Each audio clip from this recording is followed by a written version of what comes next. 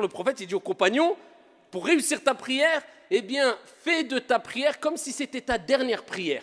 C'est-à-dire, tu te dis, c'est la dernière prière, après je vais rencontrer mon Seigneur. Je vais quitter ce bas monde, je vais quitter ce monde, je vais me séparer de mes biens, je vais me séparer de ma famille.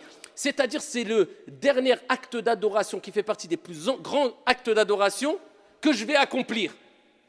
Et le prophète nous dit, innamal a'malu bi al-khawatim. Les actions ne valent que par leur fin. Tu peux voir une personne qui peut-être était égaré toute sa vie, buvait de l'alcool, était loin de la religion, peut-être les derniers instants de sa vie, il va se repentir, il va être sincère, il va être pieux, Dieu va lui donner accès au paradis. Alors qu'à côté, une personne, toute sa vie était dans les actes d'adoration, il manquait de sincérité, et juste avant de mourir, il a tout abandonné, il s'est égaré. Et Dieu lui a donné l'accès en enfer. Les actions ne valent que par leur fin, la preuve qu'on doit toujours rester modeste et ne pas se précipiter à juger les autres. Celui que tu critiques, peut-être demain sera meilleur que toi et toi pire que lui. Donc occupe-toi de toi, c'est déjà beaucoup. Eh bien, le prophète, il te dit, eh bien, c'est les dernières actions. Donc toi, quand tu pries, tu te dis, c'est peut-être ma dernière prière. Donc, la prière, c'est parmi les actes d'adoration les plus importants. Donc je la fais bien, comme ça, quand je rencontre mon Seigneur, peut-être je vais mourir après le Dhuhr, peut-être après l'Asr. Je fais le Maghrib, peut-être après le Maghrib, je vais mourir. Au moins, le plus grand acte d'adoration pratique, eh bien, je l'aurais fait de la meilleure des manières. Eh bien, de même, nous te disons, ya Abdallah, ce mois de Ramadan, quand tu vas le jeûner, dis-toi, je fais le jeûne de celui qui fait ses adieux.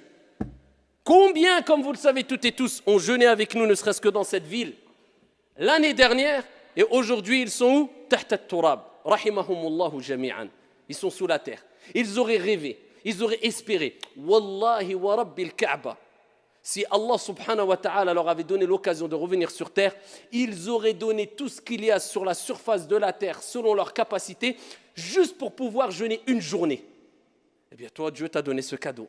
Cette année, tu vas jeûner. L'année prochaine, 11 mois, on ne sait pas ce qui peut se passer. Déjà en 2 heures, on ne sait pas ce qui se passe. En 10 minutes, ta vie, elle peut vaciller. On sait très bien que tout va très vite, surtout aujourd'hui.